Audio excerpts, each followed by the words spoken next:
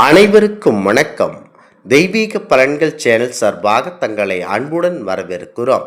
இன்று நம் காணொளியில் காண விரும்புவது திருமணம் விரைவில் டும் டும் டும் என கல்யாண மேளம் சத்தம் கேட்க கட்டாயம் வணங்க வேண்டிய பாரம்பொருள் சிறுவாபுரி பாரம்பொருள் ஸ்ரீ முருகப்பெருமான் சிறப்புகளை பற்றி இந்த காணொளியில் பார்க்கலாம். வாருங்கள் காணொளிக்கு செல்லலாம். மறக்காமல் ஒரு சப்ஸ்கிரைப் செய்யவும்.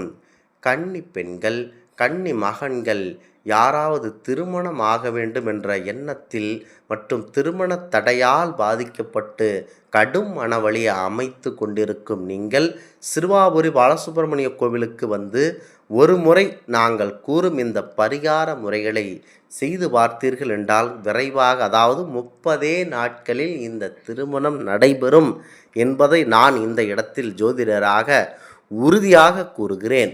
எண்ணற்றவர்களுக்கு திருமணம் இவ்வாறு நடைபெற்றது. அதுபோல இந்த கோவிலுக்கு கடன் பிரச்சனையாக இருந்தாலும், வீடு பிரச்சனையாக இருந்தாலும், முக்கியமாக மிக மிக திருமண பிரச்சனைக்காக இந்த கோவில் மிகவும் பிரசித்தி பெற்றது. திருமணம் விரைவில் நடைபெற வேண்டும் என்ற எண்ணத்தில் இருப்பவர்கள் ஒரு வளர்பிறை திதி நாட்களாக, அதாவது வளர்பிறை நாட்களாக இன்னைக்கு உள்ள வேண்டும். அமாவாசைக்கு அடுத்து வரக்கூடிய நாட்கள், அந்த 15 நாட்கள் அனைத்தும் வளர்பிறை நாட்களே. அதில் ஏதேனும் ஒரு சுப முகூர்த்த நாட்களை கேலண்டரில் குறித்து கொண்டு, முக்கியமாக புதன்கிழமை பெண் கிடைத்தாலும் பொன் கிடையாது, புதன் கிடைக்காது என்ற வார்த்தை இருக்கும். அதுபோல் புதன்கிழமையோ வெள்ளிக்கிழமையோ அல்லது ஞாயிற்றுக்கிழமையோ இதில் ஏதேனும் ஒரு வளர்பிறை நாட்களை தேர்ந்தெடுத்து கொள்ளுங்கள். முக்கியமாக பிரம்ம முகூர்த்த நேரம். அது என்ன பிரம்ம முகூர்த்த நேரம் என்று சிலருக்கு இந்த கம்ப்யூட்டர் காலங்களில் தெரிய வாய்ப்பு இல்லை. பிரம்ம முகூர்த்த நேரம் என்று சொன்னால் அது இரவு 12 மணி அடுத்து வரக்கூடிய அதிகாலை 4 மணி முதல் 6 மணி வரை உள்ள நேரம்தான் பிரம்ம முகூர்த்த நேரம்.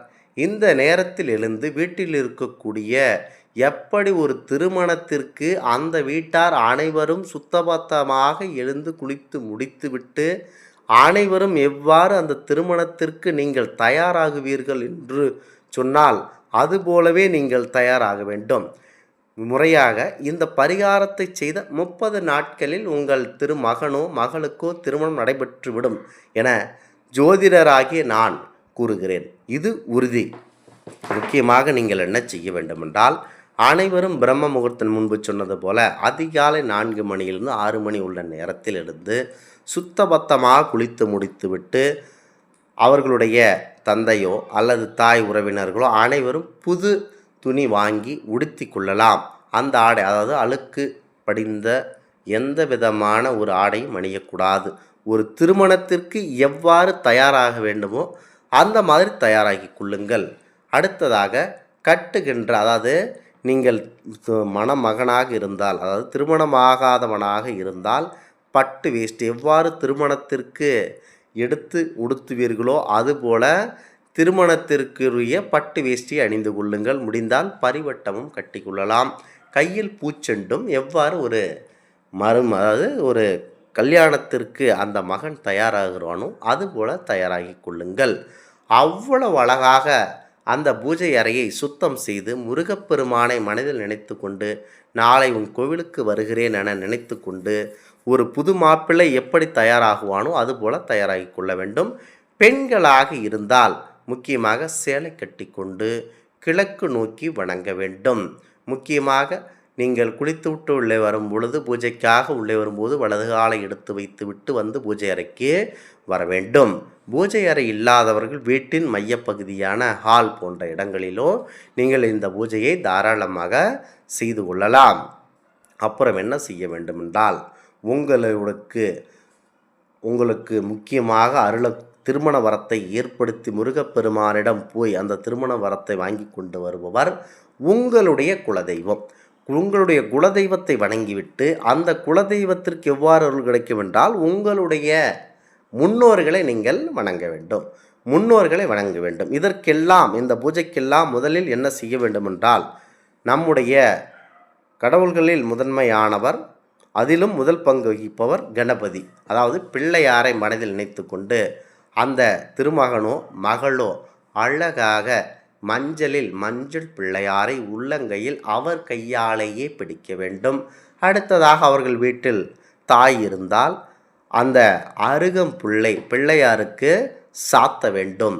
அந்த பிள்ளையாருக்கு சந்தனம் குங்குமம் இட்டு அழகாக நெய்வேத்தியம் படைத்து அவள் கொழுக்கட்டை படைத்து முதலில் விநாயகப் பெருமானிடம் அருள் கேட்க வேண்டும். என் திருமணத்திற்காக சிறுவாபுரி முருகன் கோவிலுக்கு நான் செல்லுகிறேன், நீங்கள் அருள் புரிய வேண்டும் விநாயகப் பெருமானை என திருமண கோலத்திலேயே உட்கார்ந்து கொண்டு வேண்டிக் கொள்ள வேண்டும். முக்கியமாக இந்த பூஜையை அக்கம் பக்கத்தினாரிடம் யாரும் சொல்ல வேண்டாம். ஏனென்றால் நமக்கு நன்மை நடக்க வேண்டும் என சிலர் வருவார்கள், இவனுக்கு நன்மையே நடக்கக்கூடாது என்றும் சிலர் வந்து அமருவார்கள். ஆகவே உங்களுக்காக உங்கள் குடும்பத்தினருக்காக மட்டுமே உங்கள் குடும்பத்தார் மட்டுமே இந்த பூஜையில் உட்கார்ந்து கொண்டு இவ்வாறு அழகாக கையில் புது மாப்பிள்ளை போல புது மணப்பெண் போல அந்த பூஜை அறை முன்பு உட்கார்ந்து நீங்கள் முருகப்பெருமானை வணங்கி கொள்ள வேண்டும். அப்புறம் முன்னோர்களுடைய புகைப்படத்தையும் வணங்கி கொள்ளலாம். அப்புறம் முருகன் படத்திற்கு மஞ்சள் கொம்புள்ள தாலி, வெத்தலை பாக்கு, அதாவது முக்கியமாக திருமணம் என்றாலே வெற்றிலை பாக்கு, பூ, பழம் எவ்வாறு திருமணத்தில் நடைபெறுகிறோ அதுபோல நடந்து கொண்டு முக்கியமாக அந்த திருமண குளத்தில் உட்கார்ந்து கொண்டு முருகப்பெருமானை மனமுருக வேண்டிக் கொள்ள வேண்டும். ஒரு திருமணத்திற்கு எப்படி பெண் உறுதியாகிவிட்டதே என வைத்து கொள்ளுங்கள், 30 நாட்களுக்கு பிறகு நம் மகனுக்கோ மகளுக்கோ திருமணம் ஆகிவிட்டது என நினைத்து கொண்டு கண்டிப்பாக அந்த பூஜையை பிள்ளையாரை வணங்கிவிட்டு அதன் பிறகு முருகப்பெருமானை வேண்டிக் கொள்ளுங்கள். திருமணத்திற்கு இந்த திருமணத்தை நடத்தி வையுங்கள் இறைவா என வேண்டிக் கொண்டு அமைதியுடன் இருக்க வேண்டும். அடுத்ததாக சிறுவாபுரி முருகன் கோவிலுக்கு அடுத்த நாள் செல்ல வேண்டும். 5 நிலை கோபுரமுடைய இக்கோவில் மூடவர் பாலசுப்பிரமணியர் ஆவார். முருகனின் உற்சவ மூர்த்தி வள்ளி மானாளர் ஸ்ரீ வள்ளி முருகன் திருமண கோலத்தில் காட்சி தருகிறார்.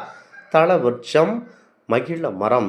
முக்கியமாக இந்த திருவிழாவாக தைப்பூசம், பங்குனி உத்திரம், நவராத்திரி, திருத்திகாத்திரிகை போன்ற முக்கிய நாட்கள் திருவிழாக்கள் நடைபெறுகின்றன. இங்கு வரும் பக்தர்கள் கடுமையாக விரதம் இருந்து பசியுடன் முருகப்பெருமானை தரிசிக்க வேண்டியதில்லை, நேரில் வரவும் வேண்டியதில்லை. திருவண்ணாமலை நினைத்தாலே முக்தி என்பது போல சிறுவாபுரி முருகனை நினைத்தாலே வேண்டியது கிடைக்கும் என்பது நம்பிக்கையாகும். இந்த கோவிலுக்கு எவ்வாறு புது மாப்பிள்ளை செல்லுகிறீர்களோ அதுபோலவே சென்று வேண்டிக் கொள்ள வேண்டும். சிறுவாபுரி முருகனை வழிபட்டால் எப்போது நம்முடன் இருந்து தொடங்கிய காரியங்களில் வெற்றி தருவார். குறிப்பாக திருமண வரத்தை அருளக்கூடியதில் முதன்மை பங்கு வகிக்கிறார்.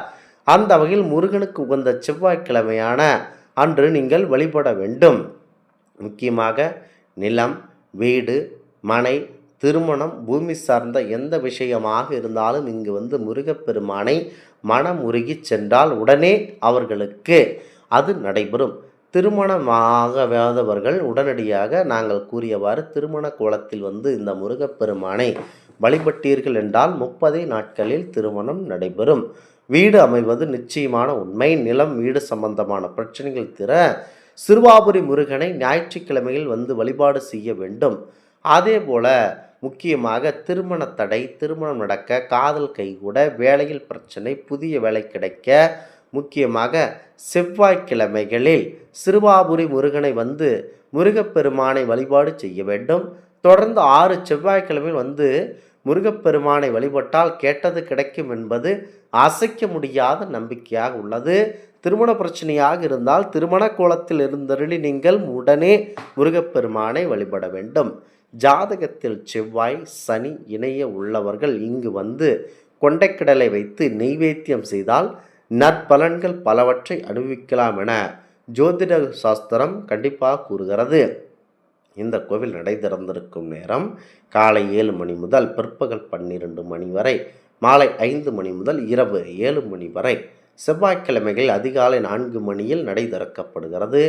சென்னையிலிருந்து சுமார் 30 முதல் 40 கிலோமீட்டர் தொலைவில் சென்னை கொல்கத்தா நெடுஞ்சாலையில் இந்த கோவில் அமைந்துள்ளது. இது தமிழ்நாட்டில் உள்ள திருவள்ளூர் மாவட்டத்தில் அமைந்துள்ளது. இந்த கோவிலுக்கு செல்ல பூந்தமல்லி மற்றும் ரெஸ்கிம்ஸ் போன்ற பகுதிகளில் இருந்து நேரடி பஸ் வசதிகள் உள்ளன. இந்த ஆன்மீக தகவல் உங்களுக்கு பிடித்து இருந்தால் தெய்வீக பலன்கள் சேனலை கண்டிப்பாக சப்ஸ்கிரைப் செய்து கொள்ளவும். மீண்டும் ஒரு நல்லதொரு காணொளியில் உங்களை சந்திக்கிறோம். நன்றி, வணக்கம்.